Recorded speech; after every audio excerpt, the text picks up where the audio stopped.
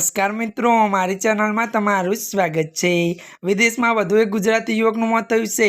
પાટણ જિલ્લાના ચાણસ્મા તાલુકાના સેવાડા ગામના આશાસ્પદ યુવકનું જર્મનીમાં રહસ્યમય મોત થયું છે। પાટણના સેવાડા ગામના પાટીદાર યુવક જર્મનીના તળાવમાં મૃત હાલતમાં મળી આવ્યો હતો।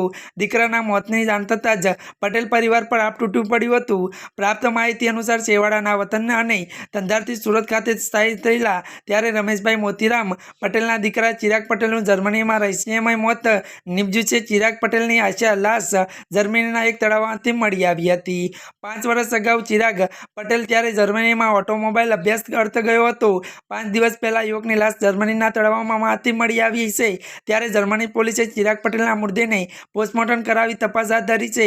સરકારના વિદેશ મંત્રાલયના સહકારથી મૃતક યુવકની લાશ વતન લાવવાની કાર્યવાહી કરાઈ છે। એકના એક દીકરાના મોતથી પરિવારજનોમાં માતમ છવાયો છે। ત્યારે મિત્રો આજના માટે આટલું જ। અમારી ચેનલમાં નવા હોય તો અમારી ચેનલને મિત્રો લાઈક શેર અને સબસ્ક્રાઈબ કરી દેજો। ધન્યવાદ।